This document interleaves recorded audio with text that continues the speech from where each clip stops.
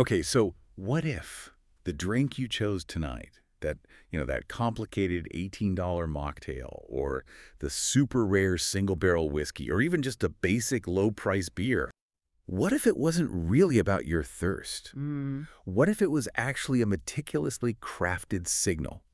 A perfectly calculated message about who you are, what you value, and maybe what you desperately want the world to believe about you in 2026. That's not just a compelling idea. I Yeah. mean, it's the absolute core truth of the modern beverage market. You think you're just enjoying a glass of something, Right. but you're actually performing an identity. You're signaling your status, your health goals, your commitment to the planet.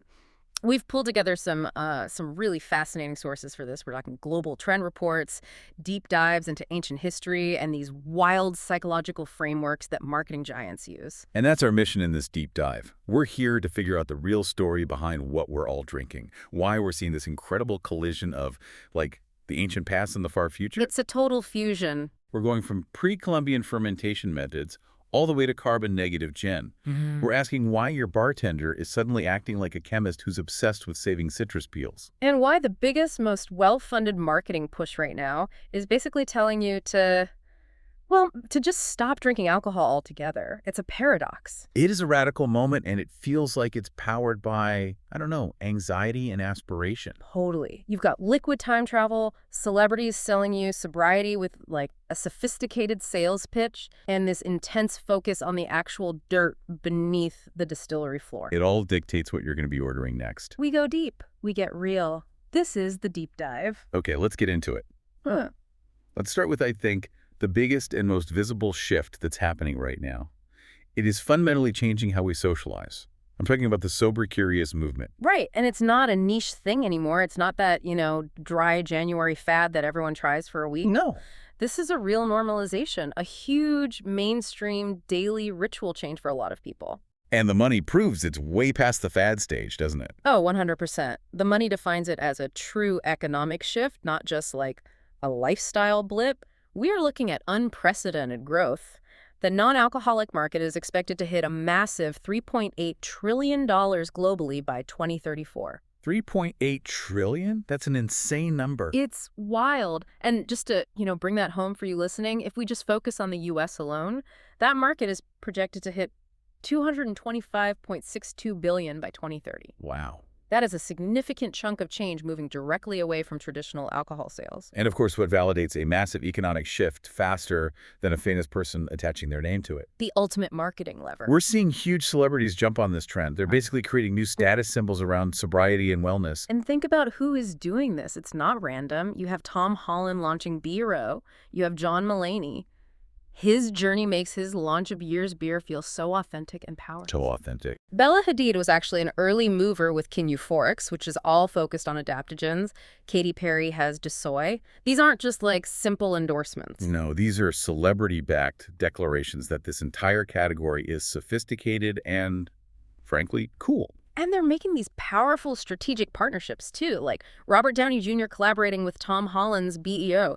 That's a huge deal. Right. That celeb effect just validates the whole space, and it moves any beverages from that, that dusty corner of the grocery store. Well, they used to stick the O'Douls. Exactly. It moves it from there to a prime aspirational lifestyle choice.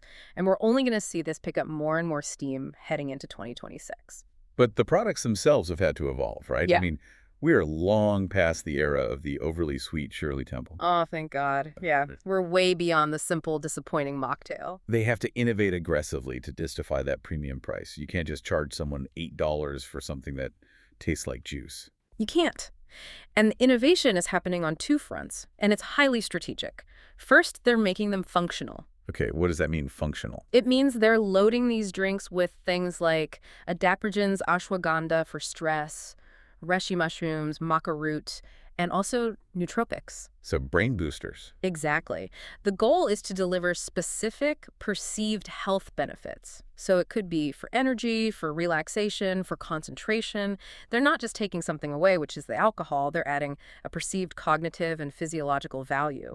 So we're essentially paying a premium for the promise of wellness, which have to say, that just feels like the definition of peak modern consumerism. It absolutely is. We've found a way to commodify the feeling of being slightly less anxious. And that consumerism point is totally central, but it's so effective because it is fulfilling a real anxiety. People are actively looking for ingredients that can counteract the constant stress of modern life. Even if the science is still kind of emerging for some of it. Even then, the perception of health is the currency. It really is. Okay, so that's the first innovation. What's the second? The second is flavor sophistication. This is all about addressing the palate of someone who's used to drinking premium spirits. Because that's the real challenge, isn't it?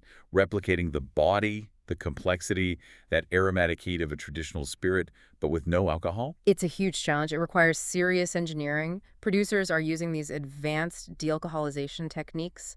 The Golo system, for example, is one method that uses gentle, low-temperature vacuum distillation. So it's very delicate. Super delicate. The goal is to remove the ethanol while retaining all those volatile aromatic compounds that give the original liquid its character.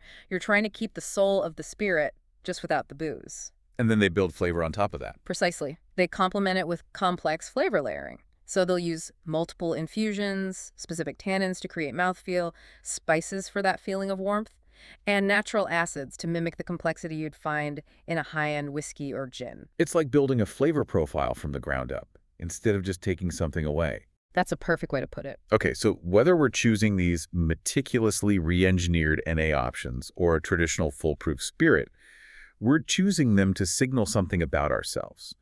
And this brings us to this fascinating psychological framework that you found in the sources, the badge brand concept. This is where we stop talking about taste completely and start talking about identity communication. It's wild.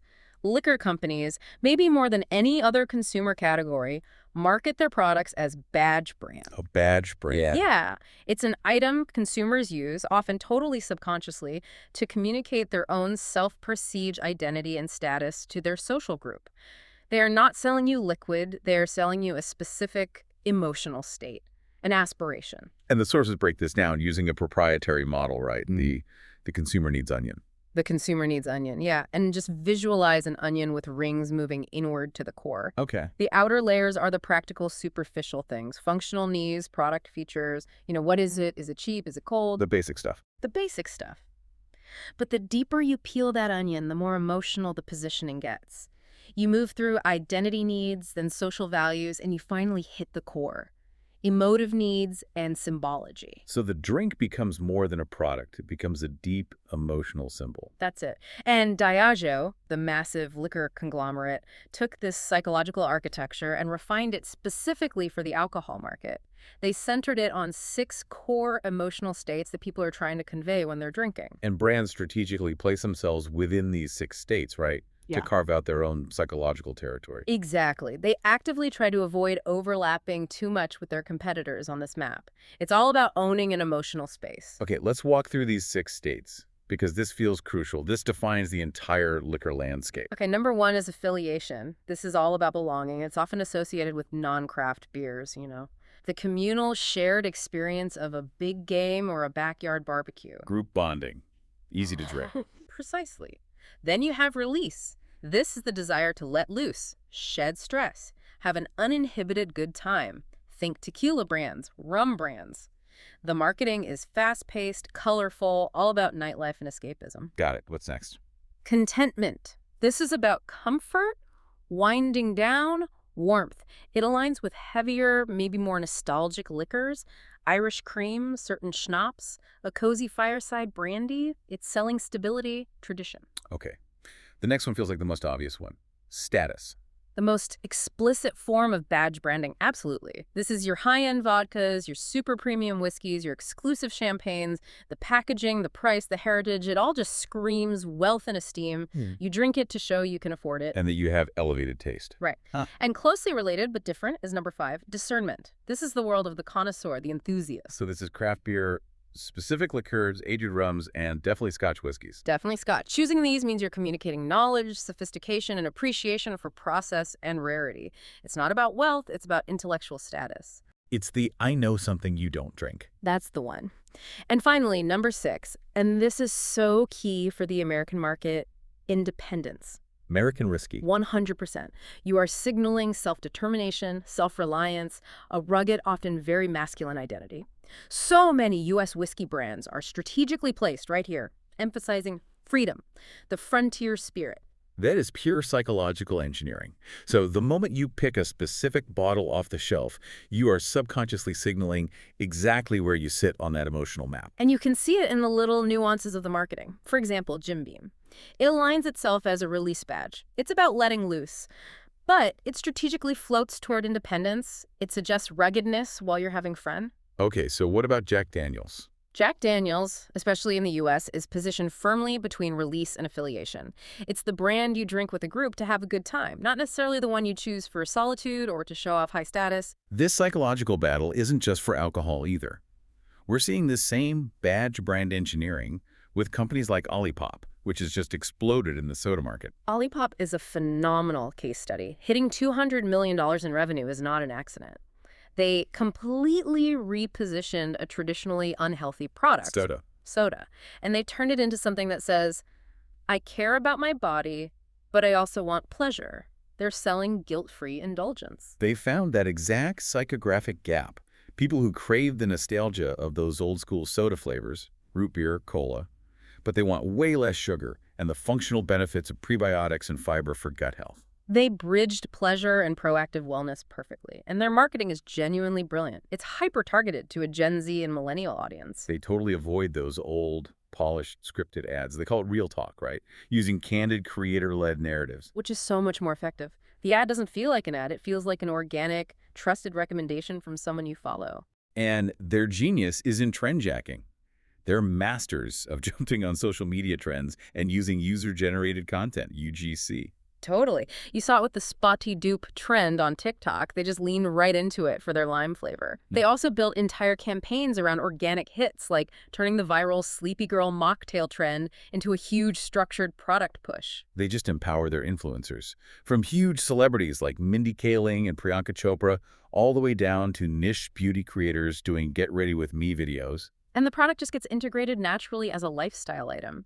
It shows you that in 2026, the best ad isn't some glossy 30-second Super Bowl spot. It's making your product feel inevitable, indispensable, and aspirational within someone's daily, authentic online routine. It is the ultimate form of digital affiliation and identity signaling. Okay, so if functional beverages are selling us the future of health, let's pivot and talk about drinks that sell us the deepest possible past. Right. We're moving from the super-engineered world of NA products and digital marketing to liquid archaeology. Drinks that are centuries, sometimes even millennia, old. And this whole trend feels like it's driven by a consumer desire for authenticity, a real historical connection, and natural, unadulterated gut health. That's exactly it. And that's what makes ancient fermentation so relevant again right now. We have to start with tepache. It's suddenly everywhere. I'm seeing it in craft breweries, specialty food stores, but its roots are ancient. Deep, even sacred roots. Tepache is a traditional Mexican fermented beverage. You can trace it back to pre-Columbian times. It's closely associated with the Aztecs and the Mayans. Historical accounts even suggest it was sometimes considered a sacred drink used in rituals. Wow. And originally, the base wasn't even pineapple, was it? No, originally it may have been corn, a kind of corn beer used by the Nahua people of central Mexico. But then trade routes changed everything. So pineapple became more available. Exactly. As pineapple became more accessible through trade and cultivation, the recipe evolved. The tepache we see today uses pineapple rind, the pulp, water, brown sugar, and then spices like cinnamon. It's naturally fermented using wild yeast and bacteria. Which gives it that sweet, bubbly, low-alcohol profile. People compare it to a more rustic kombucha. That's a good comparison. But what's really fascinating is the historical reason for its wide regional variety, the reason it avoided standardization for so long. Okay, what's the story there? It's a story of resistance, really, because tepache was traditionally made in the home, often by women. It completely avoided the heavy taxation and standardization that the Spanish colonizers put on other indigenous foods and drinks. It literally flew under the radar of colonial commerce. It did. And this lack of standardization allowed the recipe to evolve so fluidly and regionally. It's what created its immense variety and deep artisanal appeal today. It's not just a drink. It's an act of historical and cultural resistance that's been preserved in fermentation. That's a phenomenal story for a modern consumer who's looking for authentic heritage. Speaking of ancient ferments, kombucha is the one everyone knows, but its history is just as remarkable. Absolutely. Kombucha's legacy goes back to around 220 BC in northeastern China during the Qin dynasty. Folklorically, it was known as the tea of immortality. The tea of immortality. Right. It was prized for its perceived health benefits. Antioxidants, immunostimulants, all derived from the infused tea and the byproducts of the bacteria and yeast cultures. And today, everyone is chasing that vibe, right? Equating that fizz and that slightly acidic flavor with instant gut health. But here's the critical question.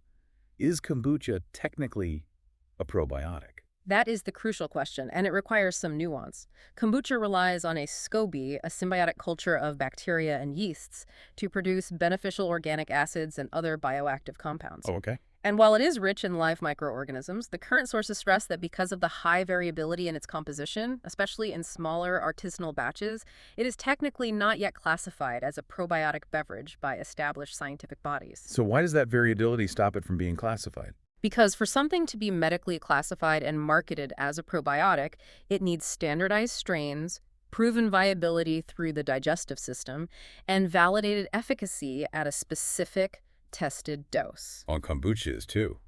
Wild for that. It's too wild. It has too many fluctuating strains, too much variability from batch to batch to meet that rigorous regulatory standard.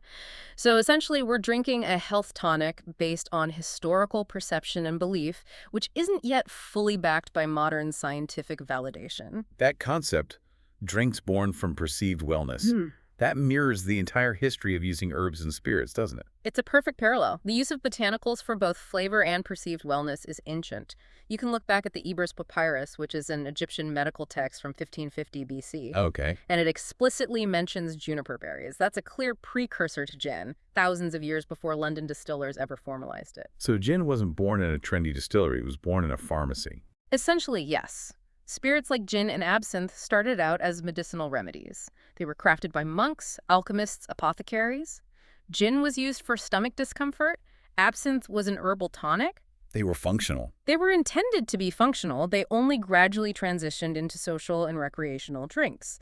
And this entire history feeds directly into the modern functional beverage trend we were just talking about, where drinks are marketed as these new, sophisticated, ancient-inspired tonics all over again. Okay, now let's talk about the absolute peak of this liquid time travel idea. Molecular archaeology.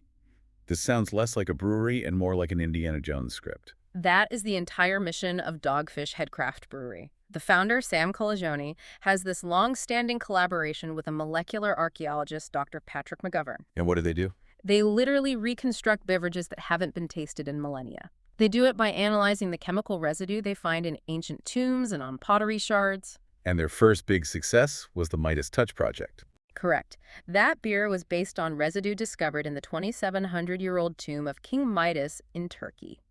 Dr. McGovern's team analyzes the chemical signature left in the tomb's drinking vessels. He gives them the laundry list of ingredients, the chemical proof, and Dogfish Head's job is to turn that into a practical, modern brewing recipe. While trying to stay as historically authentic as possible. Exactly. And that Midas Touch recipe, it just fundamentally challenged all of our modern style guidelines, didn't it? It was complete stylistic anarchy. It was a hybrid that just defied modern classification. Totally. It was part beer, part wine, and part mead. It was brewed with honey, white muscat grapes, and saffron. Modern brewing is so rigid. IPAs, Pilsners, Stouts. So rigid, but ancient brewers, they were unencumbered by those rules. They just used whatever was available to create a potent, complex liquid. The Midas Touch proved that complexity and hybridity were the original rules of the game. And this is where the founder Sam Colagioni's background comes in. He was an English major, and he explicitly applies that to his brand. He does. He recognized that the story behind the liquid is the ultimate differentiator. He saw his creative beer recipes as his versions of poems or short stories, and he used his marketing to tell those stories. Like the story behind their Palo Santo Mero. Yes, a brown ale aged in these massive vats made of bulletproof Paraguayan wood. The story is just as important as the taste. And that intense, evocative, and well-differentiated story is what allows you to charge a premium. That's it. The liquid has to be good, of course, but the narrative is what unlocks that superior value in a crowded market. It's the ultimate badge of discernment. It signals, I appreciate history and I appreciate rarity. Okay, so we've covered the deep psychology of choice and the deep history of ingredients. Now let's look at the actual physical craft of making drinks. We're going behind the bar. We're going behind the bar, where high-end mixology is acting less like a bar and more like a high-concept, radically sustainable food lab. We're in the realm of the zero-waste bar, where sustainability is the core design principle, and this goes way beyond just using a bamboo coaster. Oh, way beyond. The aim is circularity. A true zero-waste bar is designed for flow. Every ingredient, every piece of packaging, every energy source is kept in a continuous loop instead of just being wasted. It sounds kind of abstract.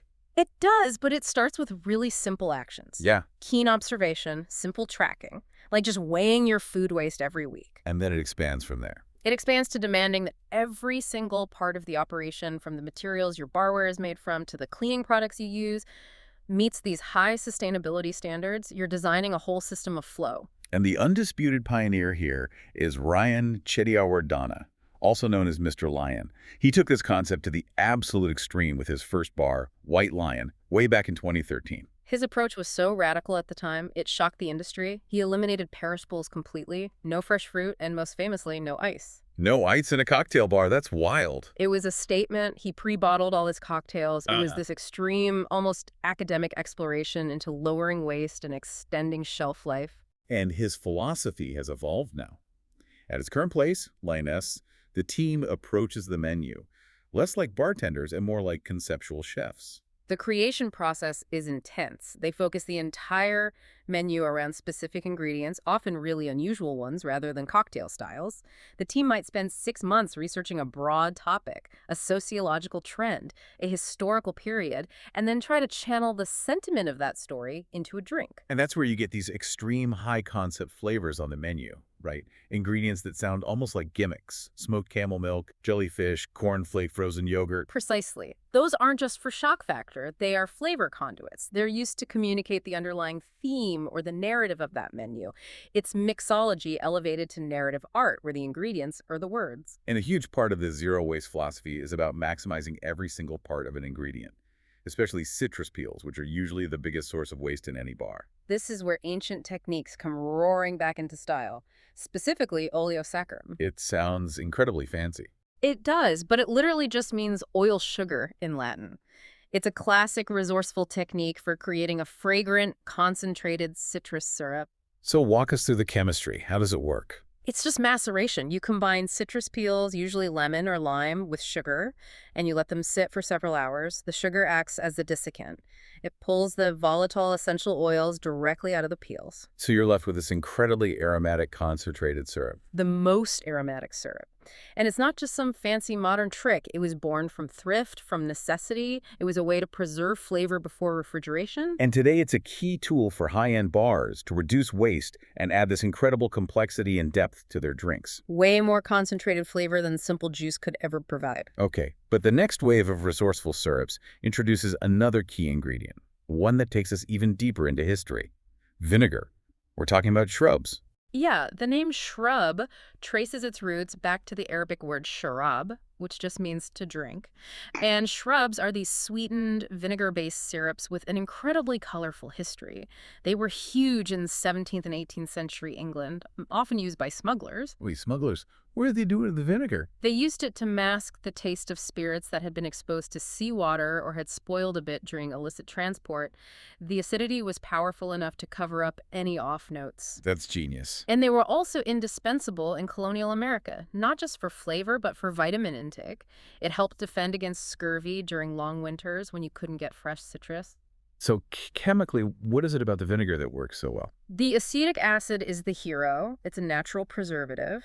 It inhibits microbial spoilage, which gives the syrup a fantastic shelf life, up to a month or more in the fridge. And taste-wise? Taste-wise, the vinegar creates this bright, sweet, tart profile that very effectively mimics the clean acidity of fresh citrus juice. Modern bartenders are using seasonal fruits and heirloom vinegars to introduce complexity, astringency, and even regional terroir into their drinks. And shrubs have a slightly more rugged cousin, right? Oh. Switchel. Switchel or haymaker's punch. This drink emerged in the Caribbean in the 16th or 17th century, but it's most famous for its use in colonial America. It was a mix of water, vinegar, ginger, and a sweetener like molasses or maple syrup. Haymaker's Punch, why that name? Because it was served to farmers during the grueling summer hay harvest. Even back then, they recognized it as this phenomenal restorative drink. It's being rediscovered today as an ancestral sports drink because it's full of natural electrolytes. So no synthetic colors or sweeteners. None. It just proves that the future of cutting-edge mixology is so deeply rooted in historical thrift and applied chemistry. And beyond the ingredients, the actual service and presentation are evolving too, driven by that desire for status and, a good Instagram post. 100%. The On the Rocks presentation is morphing into something way more dramatic for 2026. Shaved ice cocktails. Its shock factor meets textural refinement. Exactly. Think of techniques inspired by the delicate flakes of Japanese kakigori or Italian granita. Bars are serving drinks where the ice is intentionally incorporated as fine shards or powders. Like a daiquiri with a snowy texture or a dirty martini with these big custom frozen chunks of ice in it. Yeah, it's all about that striking visual pop and a unique textural experience that signals innovation. And we're also seeing the return of the communal drink. The punch bowls, the shareable cocktails. They're making a huge comeback, and it's partly driven by the visual impact on social media, for sure, but it's also about a return to that fundamental human need for affiliation we talked about. It's about a shared ritual. It is. We're seeing these high-end, sophisticated takes on classics like the Scorpion Bowl, or even serving potent rum recipes and a whole coconut for the table to share. It transforms the moment of drinking into a shared experience. It taps directly into that psychological need to belong. We've talked about the psychology of the glass and the history of the ingredients. Now we have to talk about where those raw materials actually come from. The dirt, the soil, the farms. This is the farm-to-glass philosophy, and it's accelerating in the spirits industry. This big shift is really defined by regenerative agriculture. It feels like a complex, modern buzzword, but at its heart, it's actually a revival of pre-industrial farming practices. It is. It's about actively restoring soil health, biodiversity, and carbon balance. It means getting away from synthetic chemicals and monocultures. And instead, using things like heritage grains, clover fields, rotational grazing. Exactly. The practices are designed to rebuild the living ecosystem in the soil, which makes the land more resilient to climate extremes. And why is this such an urgent issue for the spirits industry specifically? It's a matter of survival, really. Spirits producers use essential raw materials, staple food crops like corn, wheat, barley, to make non-essential luxury products. As the climate crisis gets worse, with severe droughts and torrential rains, they face a huge risk to their business model. They're competing for land and for water. Urgent action is necessary to protect their own supply chain. So a regenerative spirit becomes this premium badge of planetary health. Which companies are actually doing this? The movement is being driven by innovators. Sapling Spirits launched a regenerative vodka using wheat that's grown without any insecticides or fungicides. The fields are fertilized only with natural chicken manure and rotated through wildflower pastures to let the soil rest. That's the definition of rebalancing the ecosystem. It is. And the whiskey and bourbon markets, which are huge, are leaning into it hard. I saw that Brothers Bond teamed up with Whistle Pig on a regenerative grain bourbon. Yep. And, critically, the English whiskey maker Fielden is using heritage grains planted directly into clover fields. The clover is vital because it's a natural nitrogen fixer, so you don't need synthetic fertilizers. And they embrace the variations that reflect the character of the field. It's a whiskey of genuine terroir. Even the big guys are getting in on it. Maker's Mark has its first certified regenified barrel. The signal is clear. Sustainability is becoming a key indicator of quality. The most provocative example I saw was the Ardbeg distillery in Scotland. They experimented with using peas to produce their Nadar gin, and they marketed it as the world's first climate-positive gin. That's a phenomenal example of innovation. Peas are legumes, so they're also natural nitrogen fixers. And the distillation process they used resulted in a product with a lower carbon footprint than standard gin. They could legitimately claim it was pulling more carbon from the atmosphere than it generated. And this whole push is tied to reviving lost heritage flavors. The idea that biodiversity just tastes better. It does. And the classic case study for this is apples and cider. Industrial agriculture shifted to favor apples that were uniform, easy to ship, easy to store. The Honeycrisps, the Galas. Right, and that pushed out dozens of quirky, intense heirloom varieties that once defined regional orchards. Apples like the Jonathan, the Missouri Pippin, the Arkansas Black. And those older fruits have qualities that are essential for good cider, right? They have higher tannin levels, more complex acidity, qualities that are essential for producing a complex, balanced cider. But the craft cider makers are driving the comeback. They are. Heritage orchards are now popping up to reclaim these forgotten cultivars. There's a new orchard at the UGA Georgia Mountain Research and Education Center in Blairsville, Georgia, a state that used to be a huge apple producer. And they're hoping to boost the local cider industry. Exactly. And the Montezuma Orchard Restoration Project in Colorado is actively searching historical records and using grafting techniques to revive fruit that hasn't been tasted in 100 years. It's literal liquid archaeology on a farm. And this desire for complexity and finesse, moving away from just bombastic flavor, that's reflected in the beer market too. Definitely. The craft beer market got so saturated with overwrought, intensely hopped up brews, those triple IPAs with 12% alcohol that were almost undrinkable after one sip. Yeah, that got old. It did. And now consumers are signaling a return to clean, quaffable, highly technical styles. Which means we're seeing a renaissance for traditional German styles. Yes, specifically styles like Dampfbier, which is golden, malty with incredibly low bitterness, and Roggenbier, which is made with rye malt, so it has this lightly spicy, earthy aroma. It's a huge shift from maximizing hops and alcohol to focusing on elegance and drinkability. Okay, let's wrap this up by looking at one of the fastest growing whiskey regions that is masterfully leveraging this whole badge brand concept, Texas. The Texas whiskey market is booming. It's being fueled by the national bourbon rush. They went from just 2 craft distilleries in 2009 to over 16 dedicated distillers now, plus another 15 sourcers. It's an explosion. And Texas has natural terroir advantages that actually rival Kentucky's, doesn't it? That's the crucial element they're leveraging. Texas, like Kentucky, has limestone filtered water. This water naturally dissolves iron, which is critical. High iron content makes whiskey taste harsh and turn black. So the geography is inherently suited for making good whiskey. Yeah, it is. But the market structure is complex because of this split between actual distillers and what are called sourcers. We should probably clarify that dynamic. It's important. Yeah. You have the distillers who do the full grain-to-glass process. Then you have the sourcers, who are companies that buy finished whiskey, often from larger distilleries outside of Texas, and then they finish it, age it, and market it as Texan. And some purists might not like that, but it's often necessary to meet demand. It is. But crucially, even the sourcers leverage the Texan water.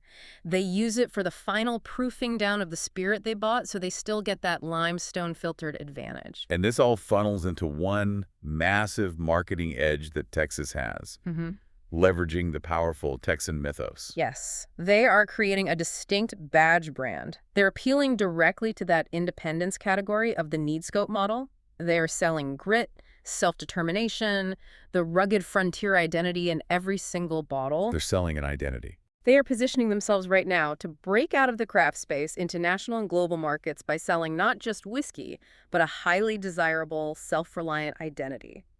Hashtag, outro, final provocative thought. Wow, what an incredible journey through our sources. We've seen that the most cutting-edge, most desirable drinks for 2026 are either ancient, pulled from the tomb of King Midas, or they're radically re-engineered to fix our most acute modern anxieties about health and the environment. It's so true. We're drinking Tepache to connect with pre-Columbian history. We're ordering regenerative vodka to feel proactive about our carbon footprint. And we're consciously choosing a low-price wine or a high-end NA spirit to signal our savvy financial management or our commitment to radical wellness. Every single decision we talked about, from a bartender saving a citrus peel with olesaccharum to a distillery using a pea to make gin, it's all about chasing authenticity. We're either chasing the historical truth of a 1,000-year-old ferment or the ecological truth of a climate-positive spirit. And yet it's all still packaged into a status symbol, a key to unlock a different social circle. So if what we drink tells the world who we are, what does this massive global shift back to the soil, away from the sugar toward radical transparency, what does it say about who we are becoming? Are we really optimizing for health and for the planet? Or are we just seeking the next great, justifiable status symbol that allows us to be thoughtful, discerning, and ethical while we drink? That's the question you have to answer the next time you look at your glass.